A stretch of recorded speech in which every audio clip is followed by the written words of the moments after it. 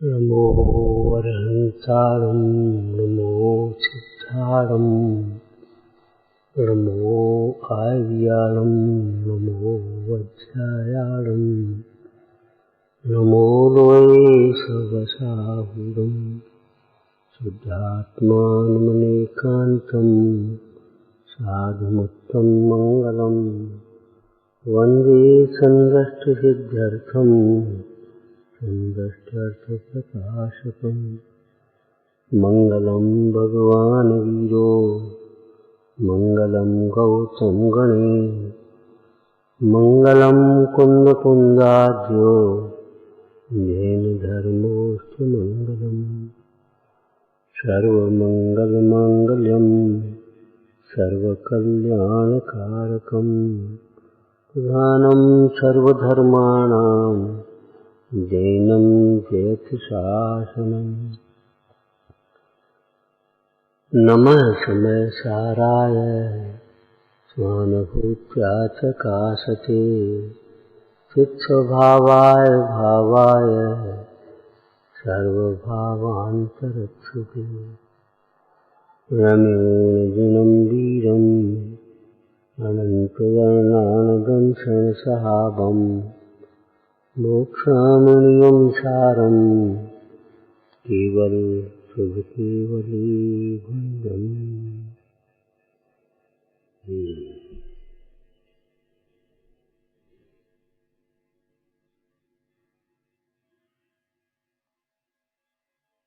जिनागम का अथवा जिनागम में कहा हुआ समस्त व्यवहार परमार्थ के लिए है।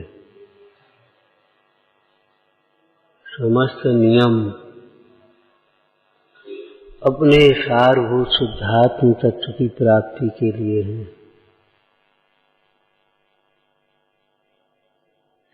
मात्र चरणन योग के अनुसार, आज तो चरणन योग के अनुसार भी नहीं, केवल अपनी कल्पना से देखा देखी कुछ नियम लेकर के संतुष्ट हो जाते हैं। बात तो ये है कि चरणान योग के अनुसार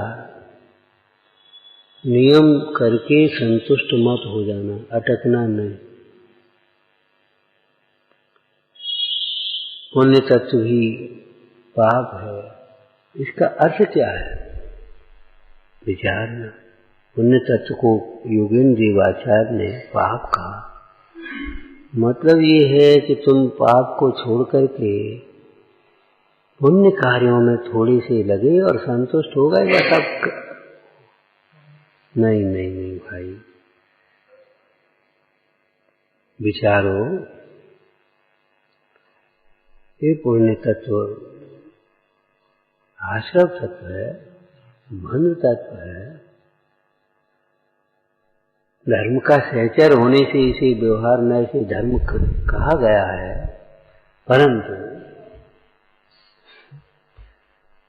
परंतु विचार करो, इसी को धर्म मान करके संतुष्ट हो गए तो धर्म कहाँ होगा?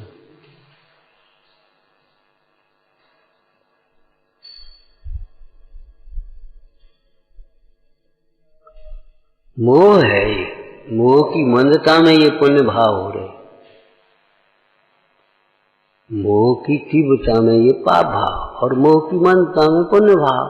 मोह के अभाव में धर्म होगा तो मोह पाप है कि नहीं, मुझे बता। मोह है वह पाप है।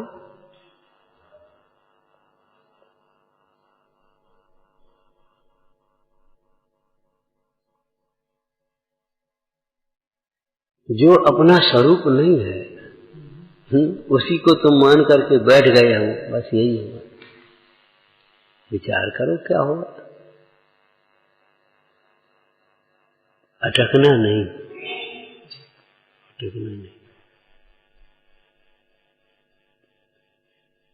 रुक मत जाना।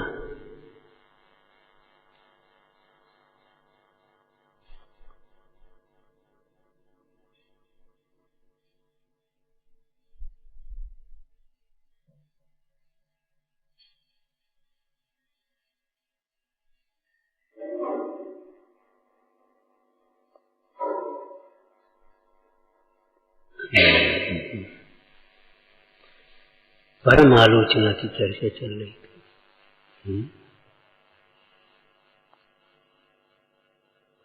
जो नियम नहीं लेते उनको नियम लेने की प्रेरणा करते हैं, परंतु यहाँ तो ये कहना है इन नियमों को सार्थक करो।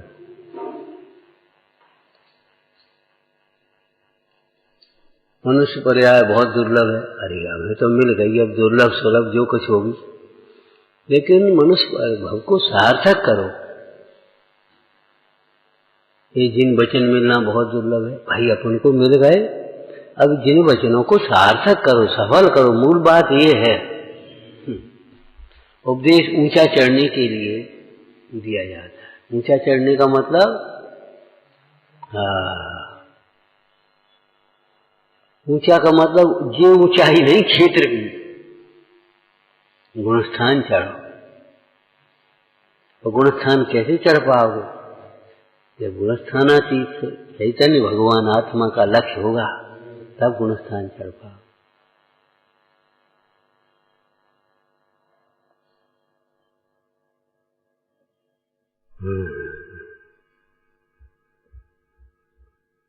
मूल को ही सींचना है और मूल को ही उच्छेदन करना है। संसार का मूल मिथ्यात्व है, उसे तो उच्छेदन करना, ताको कर निर्मूलम। और मोक्ष मार्ग का मूल सम्यक तो है, तो उसे सींचना, बारंबार स्वरूप की भावना, जो बाहर में सिंचन है, ये अंतरंग में चिंतन, उसका बारंबार विचार।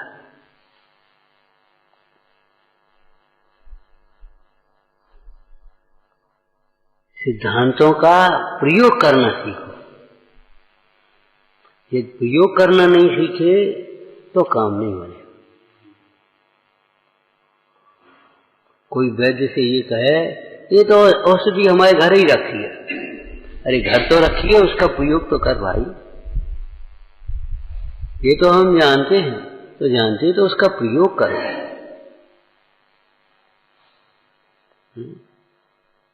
जो परसों चर्चाएं चल गई थी, विचारना उनका प्रयोग क्या है आलोचना के संबंध में।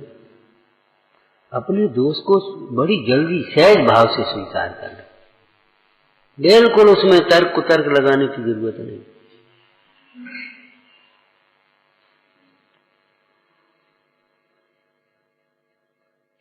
सुनने के साथ में दो विशेषण हैं।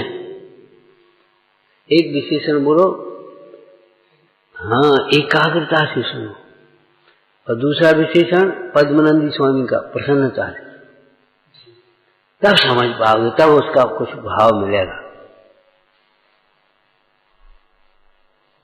हाय सुनो भाई मन से रह, और तत्पर प्रीत चित्ती नहीं इनवार। शेष तो सच्ची बात तो ये है, ज्ञेय से ज्ञान नहीं होता। बड़ा सुंदर सिद्धांत है। ज्ञेय से ज्ञान होता तो फिर मिथ्या ज्ञान होता ही नहीं। क्यों? ज्ञेय में कोई मिथ्यापना छोड़ेंगे?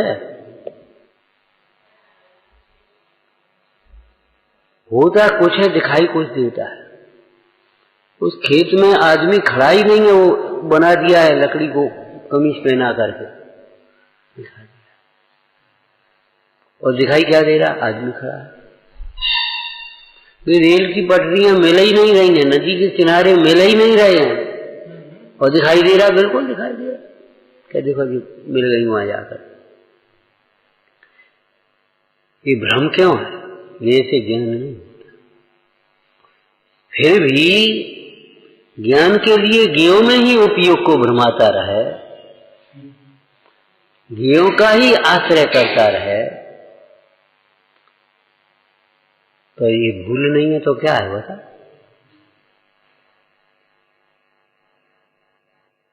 अरे बार बार पढ़ो, देखो कैसे समझ में नहीं आएगी। बार बार पढ़ने में थोड़ी जिज्ञासा और विनय होगी, वो ही बार बार पढ़ेगा तो जिज्ञासा विनय विशुद्धि से क्षयोक्षम थोड़ा सा बढ़ जाता है, तो हो सकता है वो विषय तुम्हारी समझ में आ जाए। लेकिन बात हम ये कह रहे हैं बार बार पढ़ो चाहे 100 बार पढ़ो, बात ये 100 बार भी पढ़ने से नहीं समझ पाओगे जब तक वेद ज्ञान पूर्वक अंतर्मुख नहीं होगा।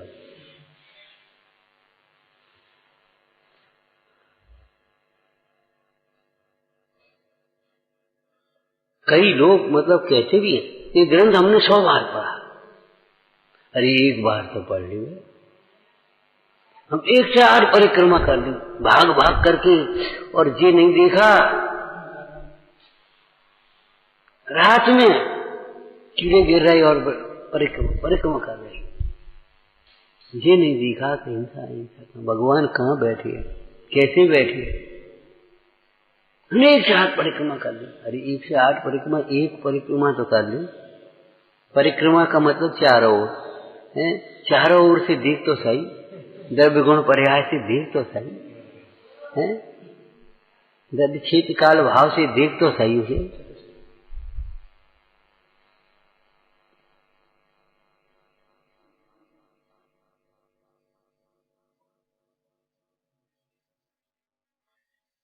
अपने दोष को सहज भाव से स्वीकार कर लेना ये पहली सीढ़ी है। इससे हमारा लौकिक जीवन भी इतना बढ़िया बनता है, कहीं कसाय के प्रश्न नहीं।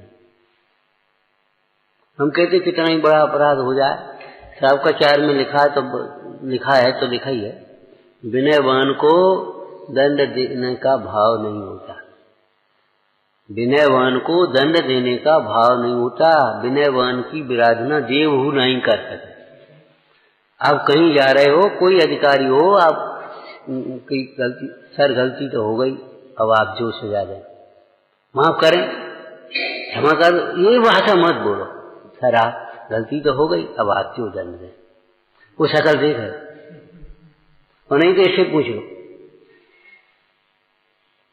ट्रेन की घटना पूछ लो, इससे पूछ लो, ये बताए।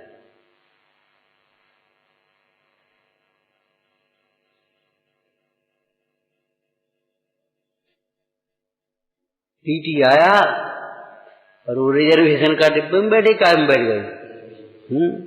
क्यों भाई? उसने कह दिया कि ऐसे ऐसे, तो पेनल्टी लगे। क्या आप क्यों समझो सो करो, हम क्या करें, हम लोग देने, हम तो आप नहीं आते, हम कोई आया नहीं आते तो भी हम वहां लेते टिकट और फाड़ के फेंक देते। इतना पैसा गवर्नमेंट में जमा करना था हमको। दूसरे पर उसको आप तो रोटी बना दो, आप जो कुछ भी बनता है, हम क्या करें, एक तरह। और बोले दूसरे की बनाई, इनकी नहीं बनाई, बोले हमें विश्वास है। आप कहाँ रहते हो, किसने ये बातें सिखाई? कोई संबंध नहीं है, कोई जैन नहीं था। अरे जैन कोई जाति थोड़ी होती है, जैन कोई भैया क्या कहें।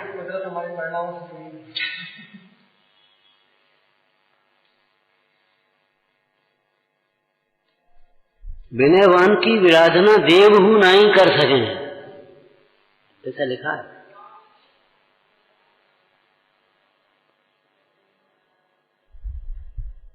अपने जीवन में मतलब ये एक आदत डाल लेना चाहिए, हमारी भूल है, हमारा ही।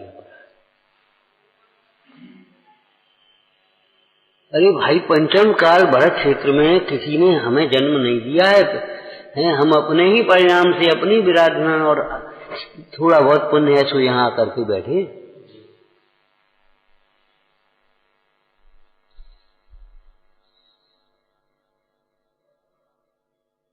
हमारी समझ में नहीं आती तो ये हमारा ही अपराध है, हम उसकी महत्ता नहीं समझते। गरज नहीं है भीतर से हमारी, उसमें अपना हित दिखाई नहीं देता। अभी अपने ही इसमें भूल है, हमारी ही एकाग्रता नहीं है, हमारी ही अंतर की प्रसन्नता नहीं है। कोई कर्म का दोष नहीं है। टोटामल जी ने कहा कर्म आदि का दोष देता है, देता माने देखता है। हाँ बोलो क्या कहा? तो जिनाज्ञा माने तो ऐसी अनीति संभव नहीं। आप तो स्वयं मंत्र, हम क्या करें? अरे वाह तुम क्या करो, प्रसन्नता से एकाग्रता से सुनो।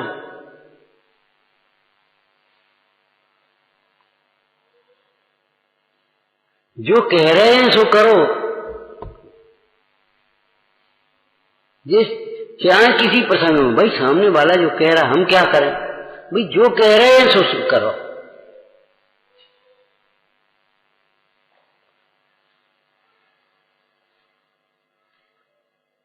तालाब में छिप जा, बस खत्म हो गई बात।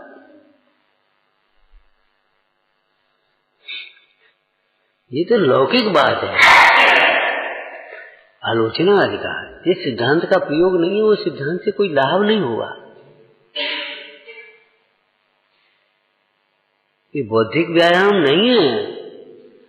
आचार्य कुंद स्वामी के ही शब्दों में देखो तो इस ग्रंथ रचना का अभिप्राय क्या है? निज भावना निमित्त।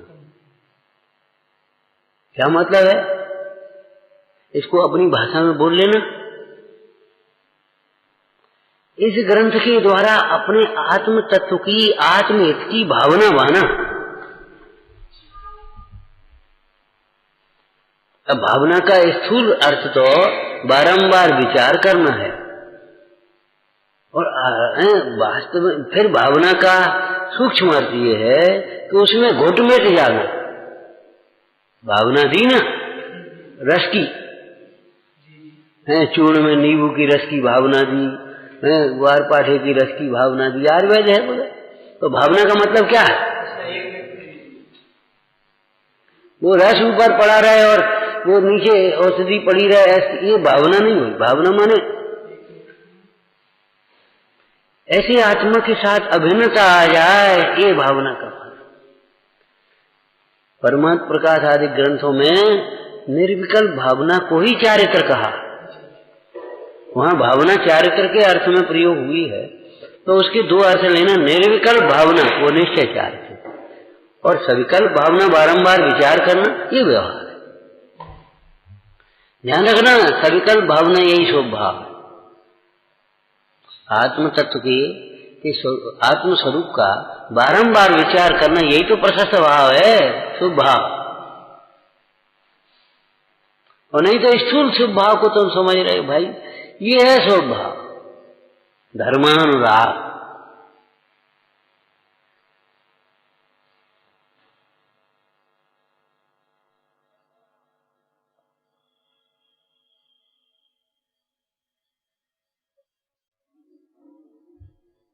देखो जीवन में कैसे कितना समाधान मिलता है, कितनी शांतता मिलती है, कहीं विसंवाद नहीं।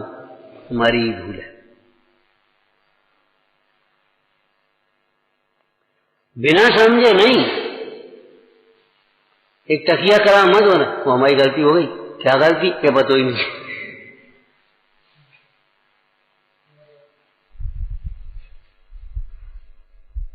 दोष को दूर करने के लिए दोष का स्वीकार हो रहा है, समझ करके अंतर में वास्तव में भूल है।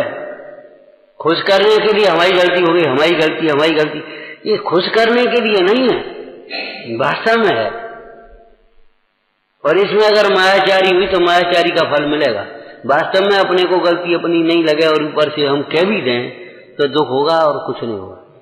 दुख और टेंशन, न वो गलती मिटेगी न दुख मिटेगा, केवल भयभीत बना हुआ।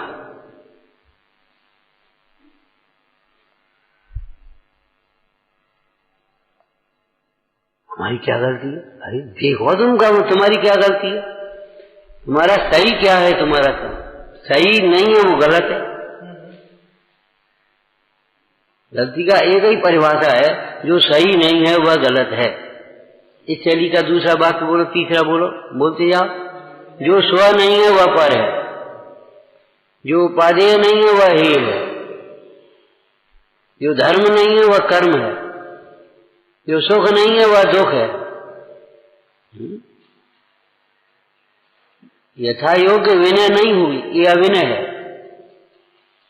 यथा योग्य पुरुषार्थ नहीं हुआ, ये प्रमाद है।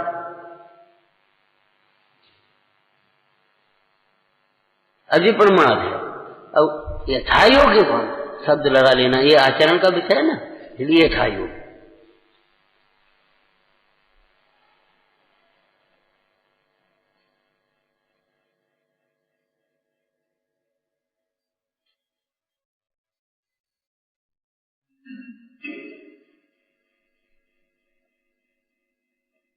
समर्पण भाव का मतलब क्या होता है? समर्पण भाव। और वहां तो गीता में एक चर्चा है ना, तू मुझे समर्पित हो जा, तेरे योग क्षेम का निर्वाह तो मैं करूंगा ना। तो अब समर्पण का क्या अर्थ होगा ये तो बता सीधा सीधा। अब वहां तो ईश्वर को समर्पित, अब क्या मतलब क्या है? हैं?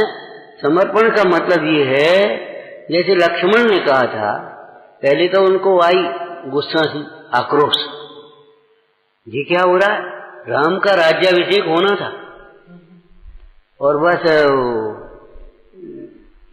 अब गुस्सा में तो विनय और वो शब्द नहीं रहती महासा। बताओ, स्त्री के कहने से पिताजी ने कहा मां, मंझली मां गोद में खेले, और स्त्री के कहने से भाषा बदल गई, तुरंत बदल जाएगी।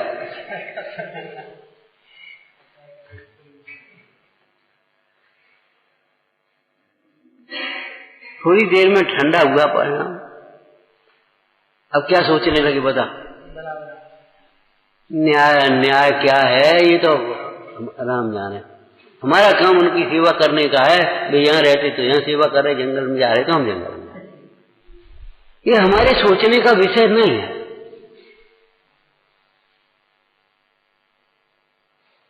हम चमत्कारिक प्रसंगों को इसी शैली में लेते हैं हमेशा।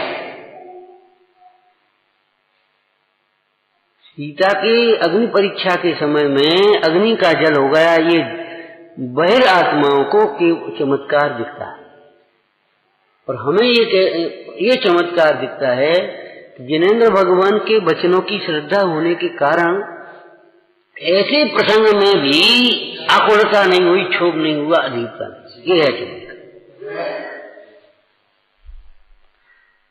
तू कहने से गुस्सा आती थी और वो बेर वो दवाई के घड़े कह दो, शीशी कह दो, फूट जाए और तो भी गुस्सा नहीं आई, ये चमत्कार हो जाएगा। वो सेठ कहता है, बहन ऐसी क्षमा तो हमने बड़े बड़े त्यागियों में, मुनीश्वरों में नहीं देखी। भैया और ले जा, तो कहते भैया हमने क्रोध का फल देख लिया, क्रोध का फल देख लिया। वो टूट जाना, नहीं टूट जाना, सामने वाले का बदल जाना, नहीं बदल जाना, मान लेना, नहीं मान लेना, ये सब बात की बात है।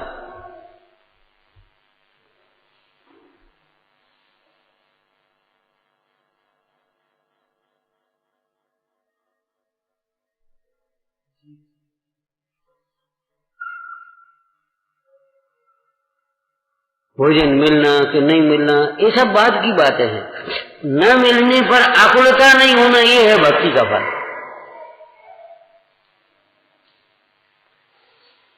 प्रतिकूलता होने पर क्षोभ नहीं होना, ये है जिनवाणी सुनने का, समझने का फल।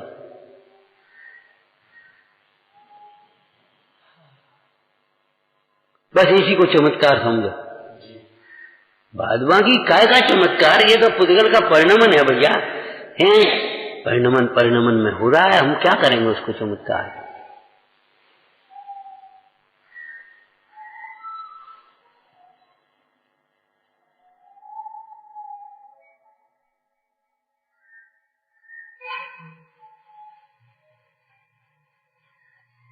लेकिन हमको वो चमत्कार दिखता है, अग्नि का जल हो गया, लेकिन क्रोध की जगह क्षमा हो जाना, ये चमत्कार है। अभिमान की जगह विनय हो जाना, ये चमत्कार है। कुटिलता की जगह सरलता आ जाना, ये चमत्कार है। लोभ की जगह संतोष हो जाना, ये चमत्कार है।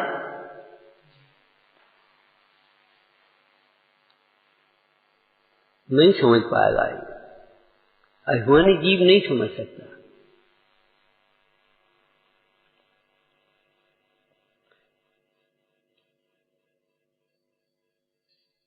हम दूसरे की न माने तो हमें कुछ नहीं लगता, भगवान की भी न माने तो नहीं लगता, कुछ नहीं लगता।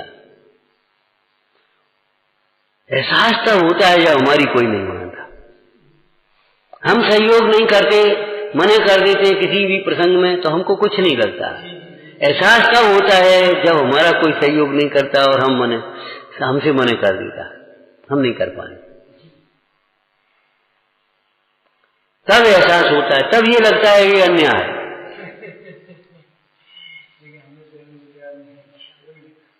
हम अब कहो हमारा ही दोष है, हमारा क्या दोष है? अरे हमने ये कर्म बांधा है ना, कोई दूसरे का बंधा हुआ कर्म नहीं है। अरे तो जब भूतकाल की बात हो गई है तो आप तो गड़े मुर्दे उखाड़ रहे हो। अरे गड़े मुर्दे नहीं उखाड़ रहे भाई, निमित्त नैमित्तिक संबंध उस कर्म का है। वर्तमान का क्या अपराध बता, बोलो, वर्तमान का अपराध बता। अब नहीं मान रहा, सामने वाला नहीं मान रहा, इसमें हमारा क्या अपराध? अरे नहीं मान रहा तो उसकी योग्यता का विचार करके, भवितव्य का विचार करके समता क्यों नहीं रख रहे, मनवाना क्यों चाह रहे? पर द्रव्य को अपने अनुकूल परिणमाने का भाव अपराध नहीं लगता तुम्हें? पर द्रव्य को अपने अनुकूल परिणमाने का भाव, अपनी सोवी इच्छा के अनुकूल परिणमाने का भाव, ये अपराध नहीं है तो क्या है? क्या निरपराधता है? ऐसा अपराधी जीव तो भोग भूमि में सुखी नहीं होगा, स्वर्ग में सुखी नहीं होगा।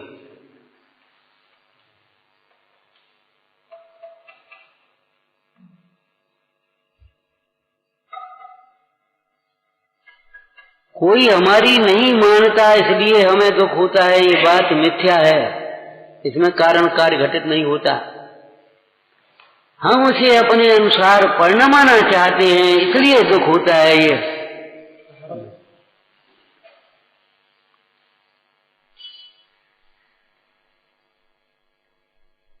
अब भाई व्यवहार में तो सबके सहयोग से ही काम होता है।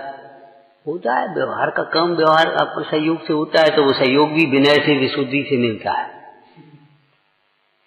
अपने उदयानुसार, अपने उदयानुसार। लेकिन नहीं मिले तो खेद नहीं करना, यही निर्विचिकित्सा नाम का अंग है। यथा योग्य सहयोग न मिलने पर ठीक है, तुम सहयोग नहीं करो, कम से कम यही कहो अच्छा है, ठीक है कर रहे हैं। तुमने नहीं कहा होगा ना, इतनी भी अपेक्षा नहीं रखती कि कोई अच्छा कहे। अगर हमने कहा होगा अच्छा तो सुनने को भी मिल जाएगा अच्छा, और अगर हमने अच्छे को अच्छा नहीं कहा होगा तो सुनने को भी नहीं मिल पाएगा। तो हमारी क्या गलती है कि भेद ज्ञान करके समता रखना, खिन्न नहीं होना, पर का दोष नहीं देखना, ये अपराध है। पर का दोष नहीं देखना, ये निरपराध दशा है। अब हम भेद ज्ञान नहीं कर रहे, पर का दोष देख रहे हैं, तो ये अपराध नहीं दिखता। हमारी क्या गलती है? वर्तमान की क्या गलती? अब कर्म होते तो हम क्या करने भाई, अब वो कर्म बन गए तो बन गए, ठीक है। कर्म अपने फल में जीव को जबरन तो नहीं जोड़ता, जुड़ा कौन है तू?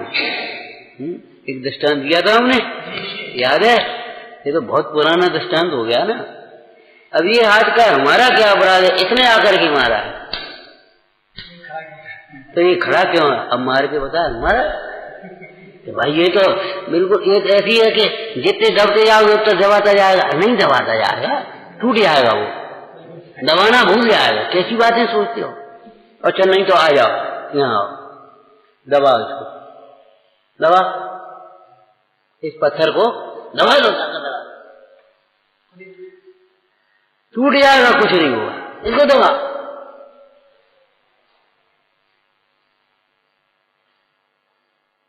रुई को भी दबा, चलो रुई रखी एक ढेर, दबा उसको। आखिर एक समय ऐसा आएगा वो रुई वहीं रुकेगी, रुई नहीं दबेगी, तुम्हारा हाथ दबाएगा।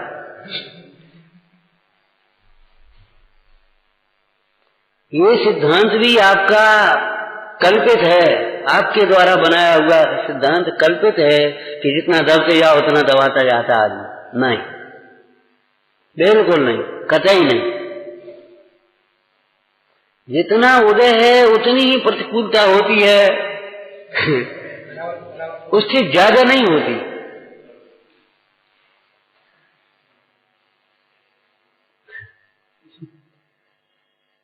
कोई विधि नहीं, आप कुछ भी नहीं कहोगे, बीच में जाने कौन दूसरा आकर के कहने हे क्या करता है, उससे क्यों बोलता है। हम कह रहे वज्रकर्ण राजा बताओ बेटा, और बीच में लक्ष्मण पहुंच गए। लक्ष्मण युद्ध कर रहे थे, विराजित पहुंच गया, वनमाला मारने के लिए तैयार, गले में फंदा लगा करके तैयार हुए, तो लक्ष्मण पहुंच गए। अब बताओ ये क्या है तमाशा। आखिर वस्तु का परिणमन तो स्वीकार करना ही पड़ेगा।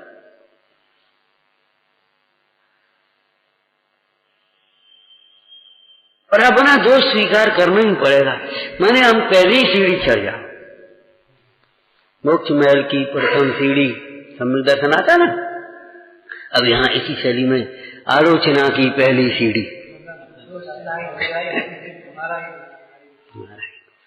आलोचना की पहली सीढ़ी हमारा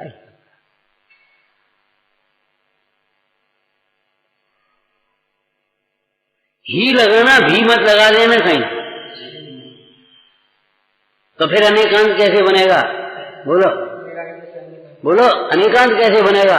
अपना ही दोष है अपने दुखी होने में, पर का बिल्कुल नहीं।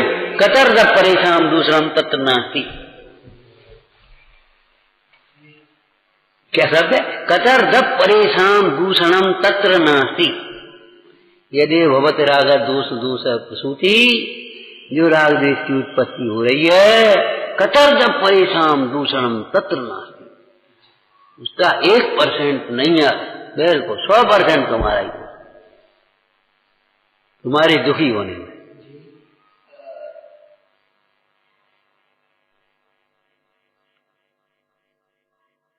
अच्छा, अब अनालोचना जो है वह दुख रूप है, दुख का कारण। आलोचना सुख रूप है, सुख का कारण। ठीक है ना। अनालोचना कर्म है, और अगर भेद करें तो पाप है। अनालोचना पाप है, प्रमाद रूप अनालोचना पाप है। व्यवहार आलोचना पुण्य है, और परम आलोचना धर्म है। ये स्थिति है। तो अब ये बताओ, अपने दोष को अपने के बिना दुखी अगर होते, अपने दोष के बिना दुखी होता, तो फिर कोई सुखी नहीं हो पाता। यदि अपने दोष के बिना दुख होता अपने को, तो कोई सुखी नहीं हो सकता था। फिर तो भगवान भी दुखी हो जाते।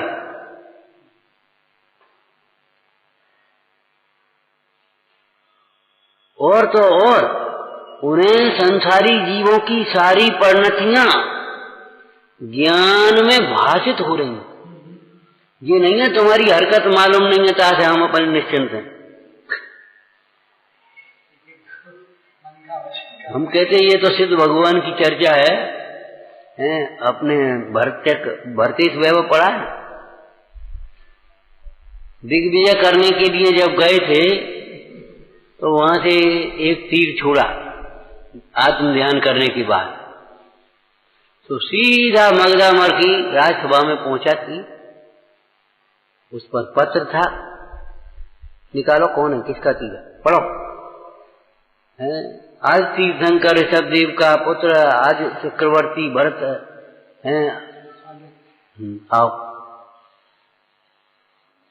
कौन भरत है, मेरे ऊपर कौन की आगे चलती है, यहां तो मेरी आगे चलती है। कौन होता है ये भरत। मंत्री ने कहा, सावधानी से सोचो, जो तीर के साथ पत्र भेज सकता था वो अग्नि की ज्वाला भी भेज सकता था। उसकी शक्ति देखो पहले। और आज तीर्थंकर उनकी 3 लोक में पूजिता होती है। अब चक्रवर्ती 6 खंड की राजा नमस्कार।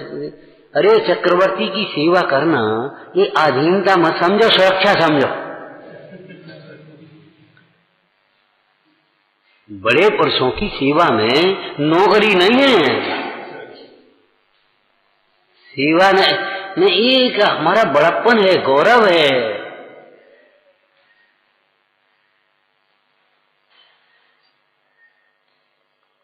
ठीक है, उसकी समझ में आ गई भली होनार के अनुसार, और वो चला। आकर के जैसे ही राजसभा में आया, कौन की में, भरत चक्रवर्ती की लगी थी राजसभा, आया, भेंट रख करके नमस्कार करके बैठ।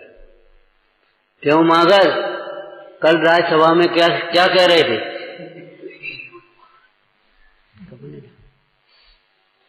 कल राजसभा में क्या कह रहे थे? महाराज मैं नहीं कह रहा था, ये नहीं बोला, हमारा अपराध क्षमा करो। वास्तविक बात है, चक्रवर्ती भी जानते थे, सम्यक जानते थे, ये नहीं बोला था, इसका अभिमान बोला, अज्ञान बोल रहा था, अभिमान बोल रहा था, ये नहीं बोल रहा था। कौन चक्रवर्ती होता है, क्या होता है? क्यों जानते नहीं चक्रवर्ती कौन होता है? 6 खंड का अधिपति कौन होता है चक्रवर्ती? अरे 6 खंड का क्या होता है? आत्मा क्या होता है? 3 लोक के नाथों का नाथ, शाश्वत परमात्मा, देवों का देव, अनादि अनंत, सदा आनंदमय अपना स्वरूप कौन होता है? आत्मा। लेकिन वो कसाय में नहीं, अज्ञान और अभिमान में उसको समझ में नहीं आती कौन है। अपराध क्षमा कर। जहां इस प्रकार की भाषा आई, विनय आई, और चक्रवर्ती ने उसको समस्त अभ्यंतरों का अधिपति बना दिया, वहां सेनापति और दिग्विजय को उसको। ग्रंथकार ने लिखा, चक्रवर्ती कोई वैभव के लिए थोड़ी जाते हैं, जितना तुम उन्हें भेंट में देते हो उससे ज्यादा वो तुम्हें दे देंगे, उन्हें क्या जरूरत है, क्या करेंगे।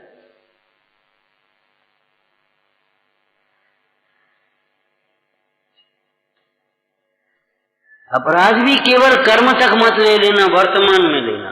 यदि बिना दोष के दुख होता तो सिद्ध भगवान भी सुखी नहीं होते, परंतु भगवान भी सुखी नहीं होते। अनंत सुख कैसे हो गया बताओ, बिना दोष के अगर दुख होता है।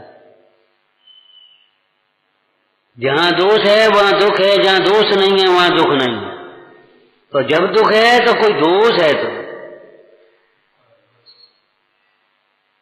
अब उसको तो तुम छिपाए रहो दोष को, और बस ऊपर ऊपर को बाहर में भटकते रहो, कैसे मिटेगा? जैसे अपना सुख अपने में है, बाहर ढूंढे तो नहीं मिटेगा, वो नहीं मिलेगा। ऐसे ही अपना दोष अपनी परिणति में है, यदि उसे नहीं समझे तो वह नहीं मिटेगा।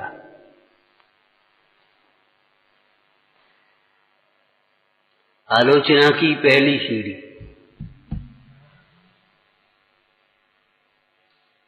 बहुत पुरुषार्थ है इसमें।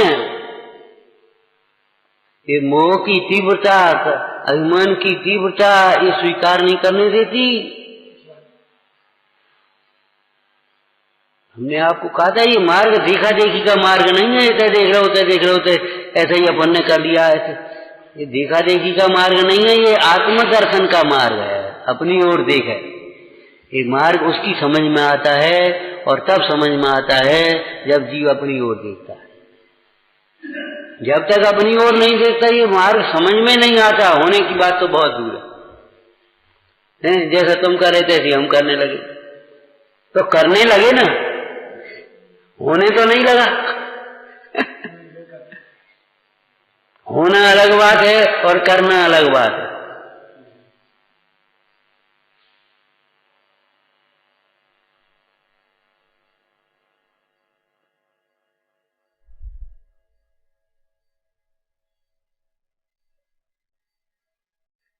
इसलिए ये चर्चा की है, जो अपने को देखता है उसे परम आलोचना होती है। दूसरे शब्द बोल सकते हो आलोचना की जगह। उसे निर्दोषता होती है, उसे दोष उत्पन्न नहीं होते। प्रवचन सार जी की भाषा बोल दो थोड़ी सी, उसे दोषों का उत्पाद रहित व्यय होता है। समझ में आया ना? जो अपना स्वरूप देखता है, स्वरूप त्रिकाल निर्दोष है, सहज निर्दोष है, वो स्वरूप के लक्ष्य से दोषों का उत्पाद रहित व्यय होता है, माने अनंत काल दोष उत्पन्न नहीं होता। भक्तमर स्तोत्र की भाषा बोलिए।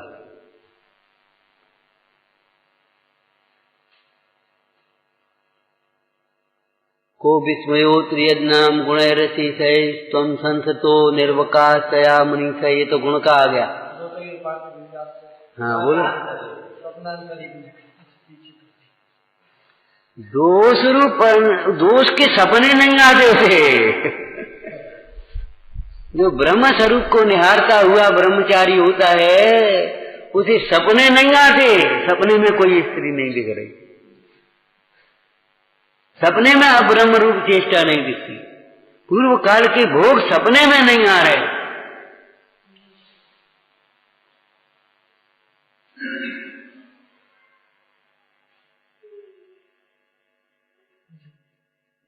उत्पाद रहित हुआ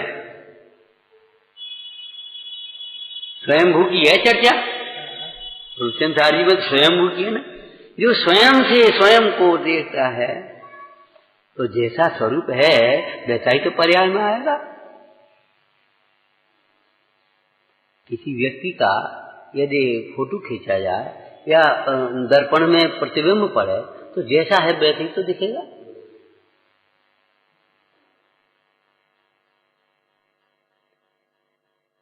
मुंडाज की दशा कैसी?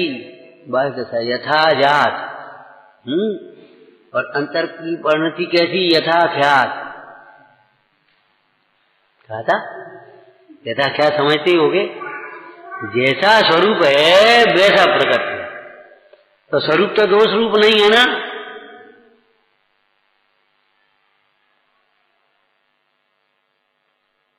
ये तो धारावाही दोष चला जा रहा है, स्वरूप से विमुखता। स्वरूप से विमुख हो रहा है, ये धारावाही अनादिकाल से चला आ रहा है दोष।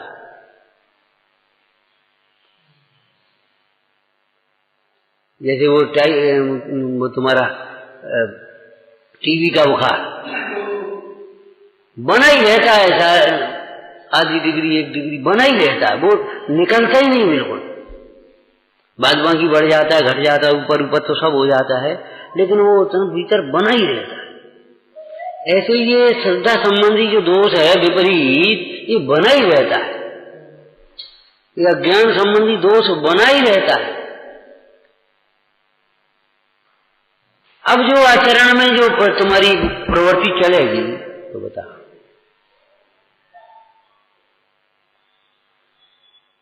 मोह का उत्पाद रहित व्यय, क्रोध का उत्पाद रहित व्यय, मान का उत्पाद रहित व्यय, माया का उत्पाद रहित व्यय और लोभ का उत्पाद रहित व्यय।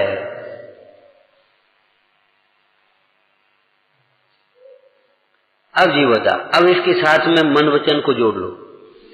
जब अब इधर से ही बोलते हैं हम, लोभ नहीं रहा तो लोभ युक्त, लोभ में जैसे वचन निकलते वे कैसे आएंगे?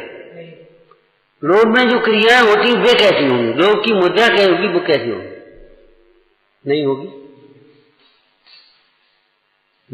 कारण का अभाव होने पर कार्य का अभाव भी स्वयं हो जाता है, निमित्त नैमित्तिक रूप से भी हो जाता है। इसी को पूज्यपाद स्वामी ने कहा, देह दृष्टि ही देह को बारंबार धारण करने का कारण है। तेरी देह दृष्टि तुझे बार बार देह धारण करा रही है।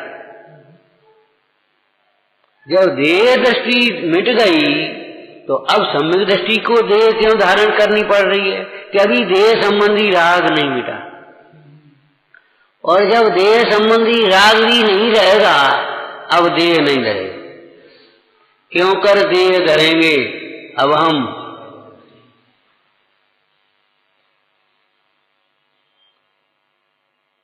इसको आंशिक रूप से ही लेना चाहिए। तन कारण मिथ्या तो दियो तज, क्यों कर देह धरेंगे, मतलब खोटी देह को धारण नहीं करेंगे। और फिर तन कारण राग तजो, अब क्यों कर देह धरेंगे, बीतरागी का फिर दोबारा जन्म नहीं होगा, मरण नहीं होगा, निर्वाण होगा। बीतरागी का निर्वाण होगा, अब दोबारा देह धारण नहीं करें। इससे से क्यों, क्या जिन परमाणुओं से देह बनती है वे परमाणु खत्म हो गए का? समझ में आया क्या कह रहे? क्या जिन परमाणुओं से, कौन से परमाणु से बनती है? आहार वर्ग। तो क्या आहार वर्ग ना खत्म हो गई? तो फिर ये क्यों नहीं धारण करेगा? कि भैया आहार वर्गना के कारण ये शरीर थोड़ी धारण कर रहा है। शरीर तो आहार वर्गना का ही बनेगा, लेकिन इसका अंतरंग में जो कारण है, आहार वर्गना थोड़ी है। आहार वर्गना इस औदारिक शरीर रूप परिणमित होती है, सही बात है, परंतु कब, किसके? इसके साथ जो जीव अपने स्वभाव से विमुख होकर शरीर में प्रीति करता है। अरे शरीर में प्रीति तो शरीर धारण करने का कारण है ही, शरीर के प्रति द्वेष भाव, वह भी शरीर धारण करने का, द्वेष बुद्धि रूप उदासीनता, वह भी देह धारण करने का कारण है।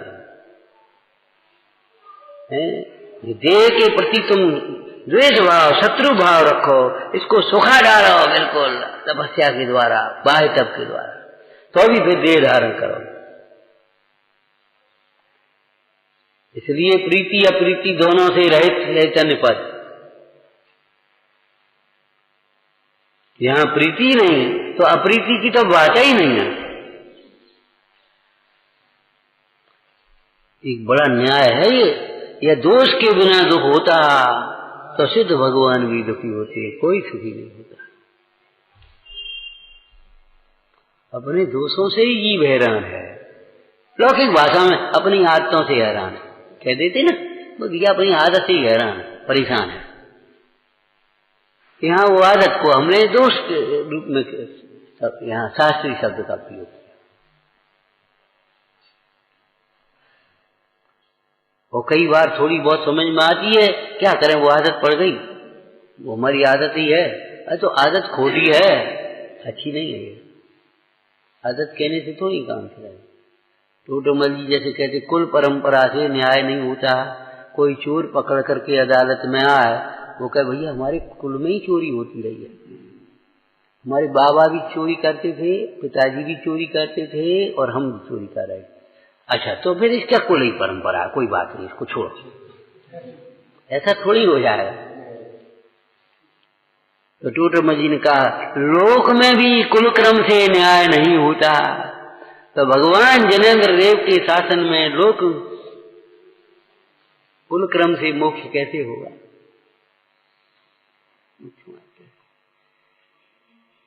यहाँ तो भाई पिताजी कहाँ जाए और पुत्र कहाँ जाए और नाती कहाँ जाए, अलग अलग अपने अपने परिणाम का। ये परम आलोचना है, क्या दोषों का उत्पाद रहित व्यय। एक आध दोष मिटा देने से काम नहीं चलेगा, एक एक दोष को टालने जाओ, एक एक दोष को टालने से कैसे टाल पाओगे, कहाँ तक टालोगे, कैसे टालोगे? जहां निर्दोष तत्व का लक्ष्य हुआ, लक्ष्य में दृष्टि और भावना दोनों अंतर कर देते, बस अब दोषों की संतति टूट गई, आलोचना हो।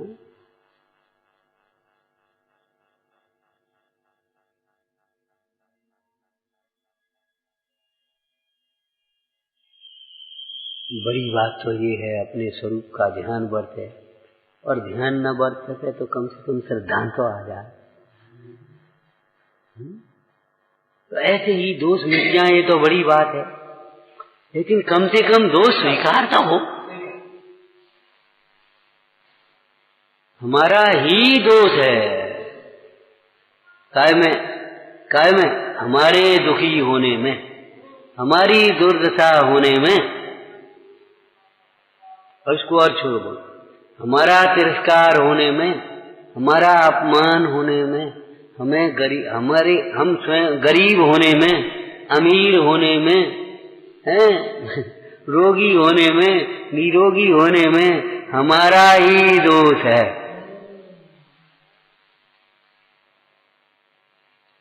काय में? तुम्हारे में नहीं।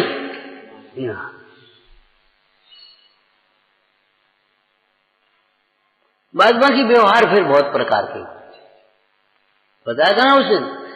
एक व्यक्ति बेटे को लेकर के खड़ा, बेटा पढ़ ले, रह ले, रुक ले।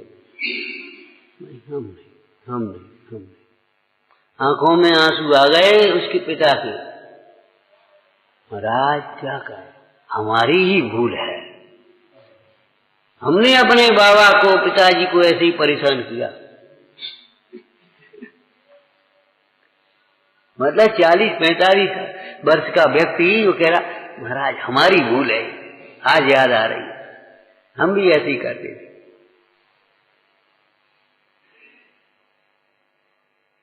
ताको जो उदय अब आयो,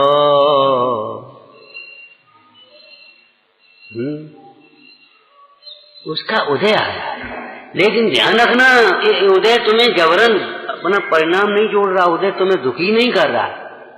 दुखी हो रहे उसमें जुड़ा कौन है ऊपर उदय में, जी बता।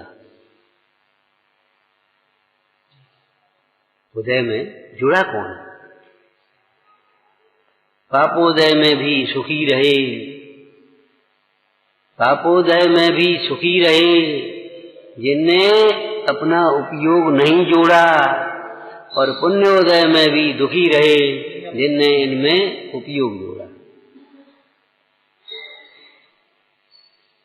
तो वो तृष्णा बढ़ती आई, दुखी का दुखी, दुखी का दुखी, दुखी का दुखी।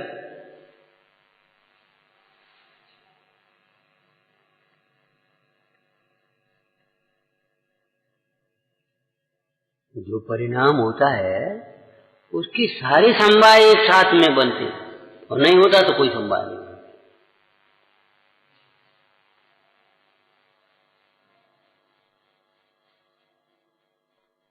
होता है। तो होता है, जिस समय होता है उस समय होता है, जिस विधि से होता है उस विधि से होता है, उसमें जो निमित्त होता है वो निमित्त होता है।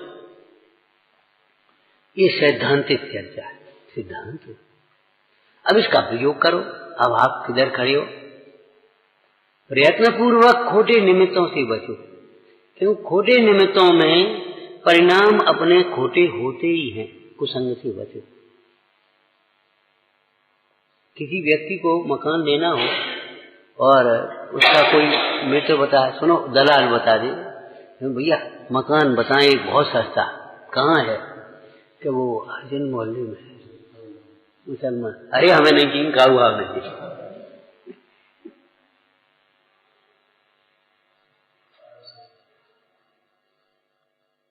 मकान तो बहुत बढ़िया है, बढ़िया बना हुआ, संगमरमर लगा, वो ठेके के पास है, सिनेमा के पास है। अरे हमें नहीं चाहिए, का हुआ नहीं चाहिए।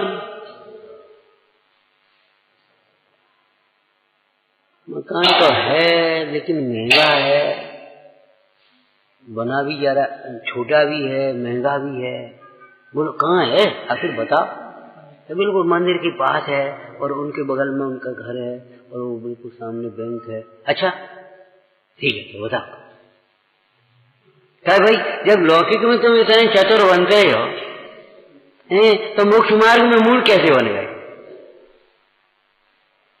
अरे निमित्त तो वहां भी अकर्ता है, निमित्त परिणाम जबरन बिगाड़ नहीं रहा है, ये आप जानते हो कि नहीं? अरे अपनी दीवार ऊंची उठा ले, अपन रहो आराम से। अरे ऊंची उठा ले तो बाकी बाई बंद बने रहे का? आखिर बाहर नहीं निकलेंगे, बाहर नहीं बैठेंगे, क्या होगा बता?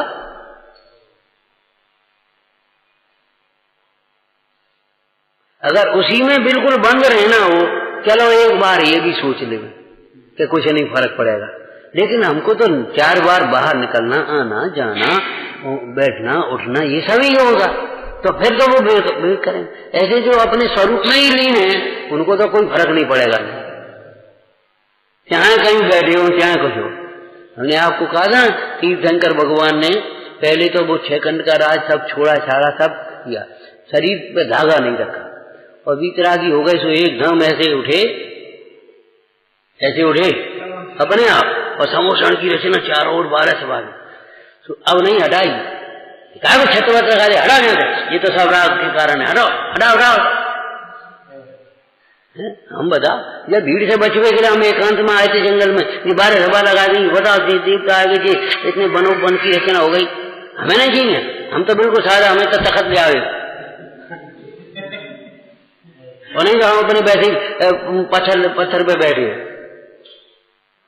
हमें नहीं चाहिए सिंहासन और छत्र चमर और प्रात्यार मंगल द्रव्य, हमें नहीं चाहिए, कुछ नहीं चाहिए हमको।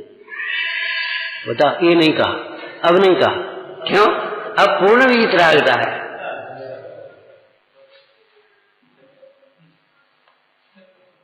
टोटमल जी ने ऐसी भी जब तेरी दशा प्रतिमावत हो जाएगी तब हमें ऐसा ही चल, तेरी दशा अभी प्रतिमावत तो हो ही नहीं है, और तू कहता है क्या फर्क पड़ता है, इससे क्या फर्क पड़ता है कि पड़ोस में कौन है?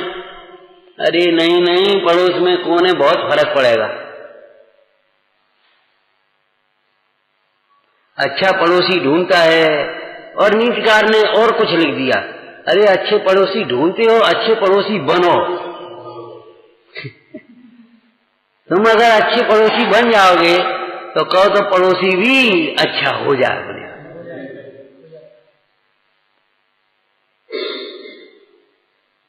वर्णी जी जब पढ़ते थे तो अब उस समय ऐसे विद्यालय वगैरह इस तरह से नहीं थे, तो कहाँ वहां पढ़ने गए, उस गांव में वहां पढ़ने गए, वहां अब एक जगह पढ़ने गए तो वहां सब एक गांव में मछली खाएं और वो ऐसे करें पहुंच गए। अब वो बैठे कुठरिया में से, अब वो सब्जी बनानी होगी उनको, काले आए, अब वो मछली को जल तोरई बोल देते, ऐसी भाषा बदल गई, जल तोरई कुछ नहीं फलाने कि ले आओ तो हमें दे, मैंने खोली है ले जाए, भोजन नहीं किया, इतनी हाय कहाँ फंस गए, क्या करें। अब भोजन ही नहीं किया बेचारों, खावे ही नहीं वो ऐसी वातावरण में।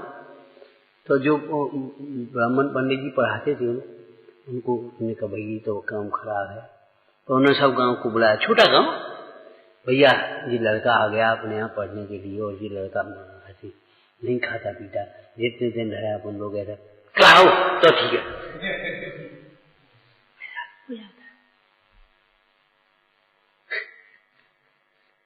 कहने का मतलब ये है कि वो पुण्य के उधर में सौरी सामग्री मनती, लेकिन ध्यान रखना राजमार्ग अलग है, अब बाद मार्ग है। टोटमल जी ने एक बहुत सुंदर दृष्टांत दे दिया है, किसी को बड़ा धन मिल जाए तो धन प्राप्त करने का उपाय घर खोदना नहीं है। क्यों भैया, धनी होने के लिए क्या करना चाहिए? घर खोदो। किसी को मिल गया तो मिल गया, लेकिन ऐसा नहीं है सब घर खोदेंगे सबको घर मिल जाएगा। वो तुम ऐसे बैठ जाओ सबके जीवन में चमत्कार हो जाएंगे और सब देव सहायक हो जाएंगे, ऐसा कोई नियामक मत समझ लेना, नियम मत समझ लेना। मतलब हो जाए तो भी उसमें कर्ता कर्म जोड़ करके मिथ्या स्पष्ट मत करना, और न हो पाए तो भी तुम ये मत सोच लेना अरे ये धर्म कर्म सब बेकार है, कभी नहीं होता। न होने योग्य तो नहीं होता भाई।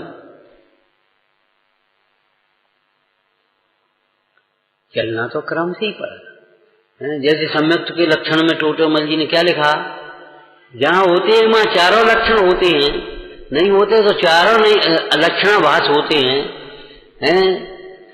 तो होने की बात तो ये है, और करने की बात इनको अनुक्रम से अंगीकार करना। जिन्हें सम्यक्त प्राप्त करना है उनको अनुक्रम से अंगीकार करना है। क्रम भंग नहीं कर पाओगे आप सीधे, ऐसे बैठ करके आत्म ध्यान करने बैठ जाओ तो आत्मा प्राप्त करो, ऐसे नहीं कर पाओगे। आत्मा के स्वरूप को देव गुरु के सानिध्य में जिनवाणी के अभ्यास से भली प्रकार से समझना होगा।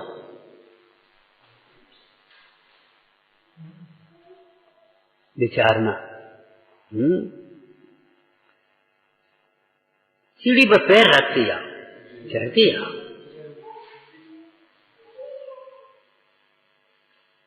पैर रखते जाओ। ओम नमः।